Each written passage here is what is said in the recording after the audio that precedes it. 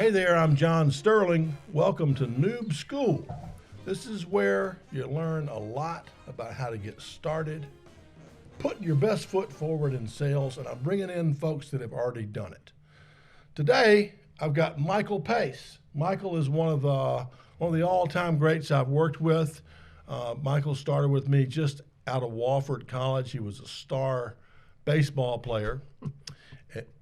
You were a star baseball player. That's what the resume in my said. mother's eyes. That's right.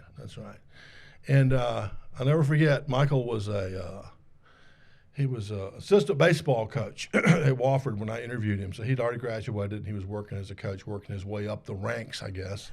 And I offered him a job working for our company in sales, and he accepted the job. And he goes, "You sure I got this job?" And I'm like, "Yeah." And he goes, "You have just quintupled my salary."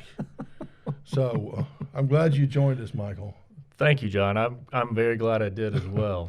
So it was the start of a lot of fun and a great career so far. Absolutely, Yeah. absolutely. So tell us about the beginning, like how we first met, your interview, and what it was like starting in sales with DataStream back then. Well, as you mentioned, John, I was coaching baseball, and I was making $350 a month before taxes.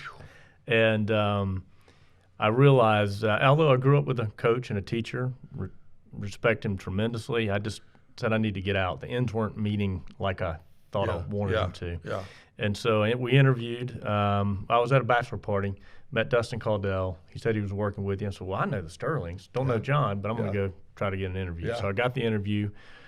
One of the questions you asked me, which I'll never forget, and was, well, how much do you want to make in your first year? And I'd interviewed with banks, and I said, well, I'd like to make somewhere between $21,000 and $23,000 a year. Yeah.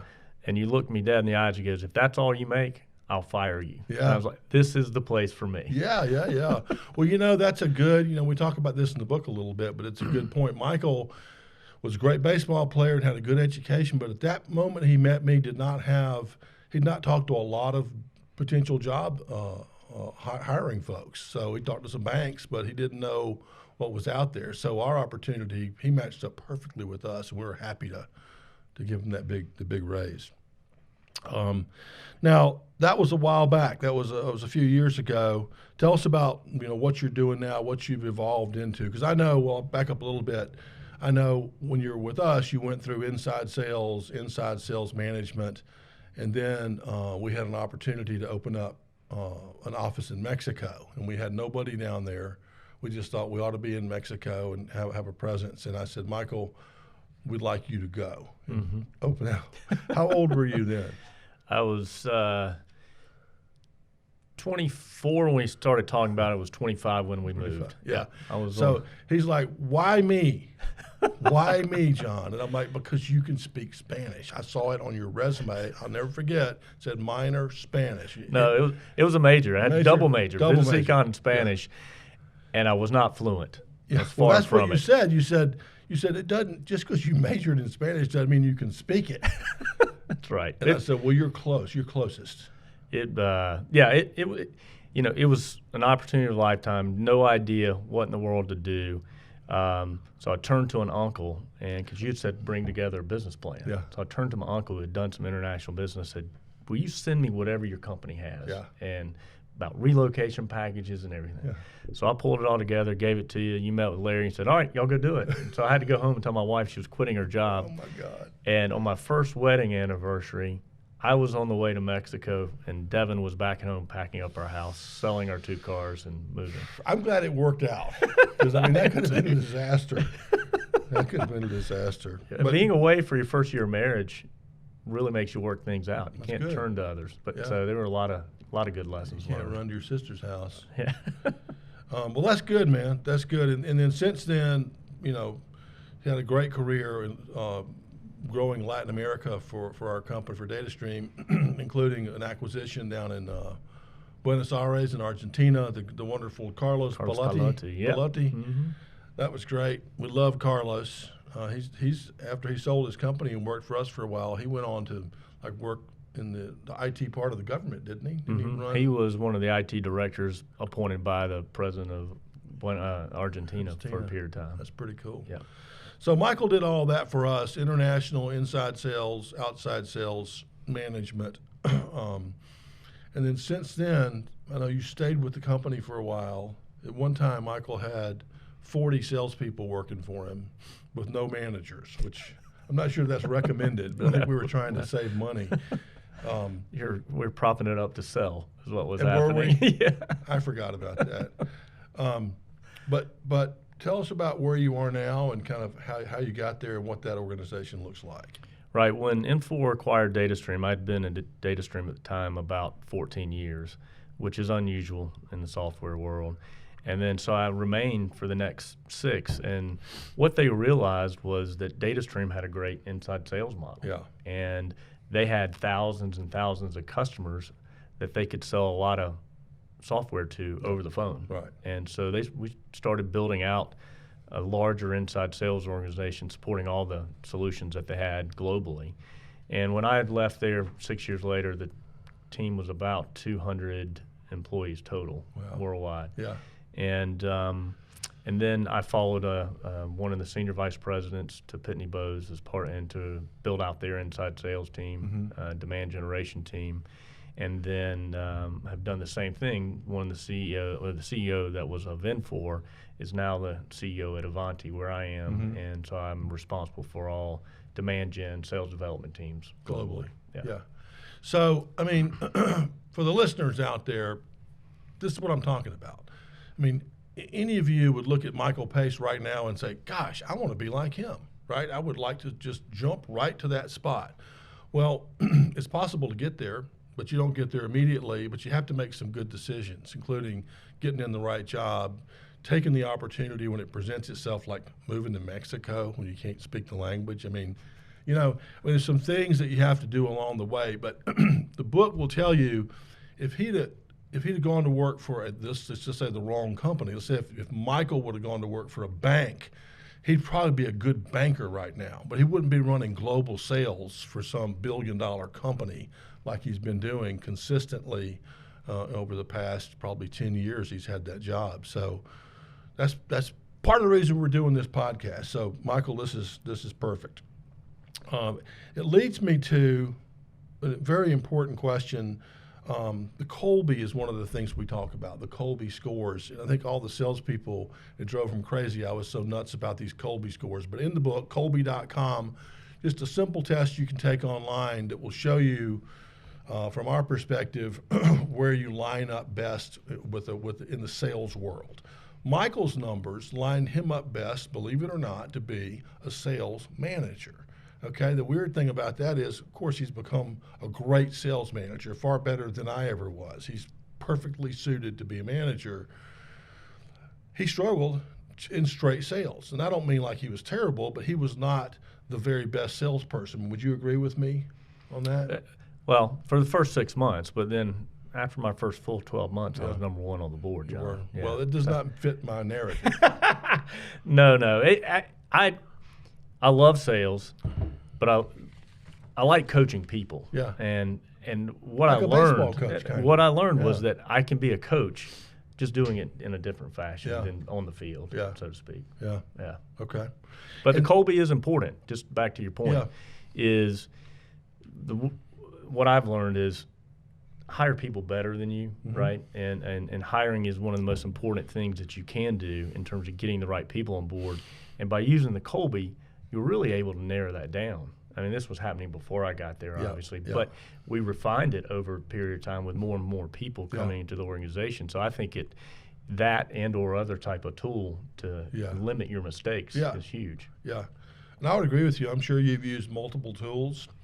It just the consistency of using something that helps you figure out my best people kind of look like this, and the people who don't work out kind of look like this. Let's get them in the right spot. That's right. Yeah. Okay. So let's talk about some of the things that you did when you started. This is for the sake of the noobs, for our readers and some of our listeners. What would you tell them not to do that slows you down? Don't rely just on yourself. Don't work 9 to 5. Yeah. When you get really good, work 1 to 6, but come in early and stay late. But don't rely on yourself. What I mean by that is that there's a lot of people that are good at selling, and there's people within your organization, there's people outside of your organization, there's books, there's podcasts, whatever it may be. Go take advantage of those, learn from the mistakes they made so that you don't make them. It'll help you move along faster, because I was slow my first 5 months trying to do it alone. So reach out more, multiple sources. It's already been done. That's right. That's good. That's a good one. And then what are some of the things that you did do that helped amplify your success that you'd want to pass on to others? I joked about not working 9 to 5, but I knew nothing about sales, so I had to come in early and stay late. But my peers were doing the same thing, so it didn't seem out of the ordinary. Yeah. And I learned to get folks in the boat with you, whether it's a sales engineer to help you position the solution, or whether it was your manager to help negotiate the deal. The more people you get in the boat with you, the better your outcomes are going to be. And if it doesn't work out, everybody knows that you put your best foot forward, and it just wasn't the right opportunity for you to win anyway. Right. So I think get people in the boat with you. Bring in help. Yeah, that's a good one. That's a good one. And then, one of my favorite things to talk about is head trash, things that we think are true for whatever reasons that turn out not to be true. For example, I used to always hear when I was a kid, it's not polite to talk about money. And so, it kind of makes you walk on eggshells around money with business people. Obviously, we want to get to the point with them talk about money, make sure it makes sense. So do you have any of those in your world that you've recognized that we could pass on? Well, I think it's just the intimidation, especially at a young age for a noob, is I'm 24. I'm going to go in to talk to the owner of this business that's been doing it 30 years, and he's 55. Yeah. What can I tell him that he doesn't know, right? It's that you have to go and do so that's the head trash, is the lack of confidence or disbelief that you can go and do it. And so I always have said, if you prepare, so you study, you do your homework, you learn about their business, you learn about how your solution compares up to what they may be doing, and you match those two, and you tell a good story about where you've been successful doing it before, they'll typically listen at least. You get in the door, and then that's when you bring in the horses with you, and then you open up and close the deal eventually. So just the head trash there is, I'm too young to have a conversation with a serious buyer, or older. Absolutely. Okay. It just creates, it erodes confidence is what happens, because you just start spinning in a spiral. Yeah. And that's how you can overcome it, though. Okay.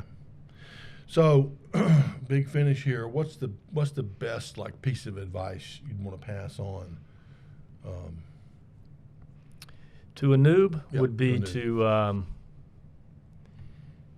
to find a solid mentor who you can turn to, and then they give you guidance, or mentors, doesn't have to be one.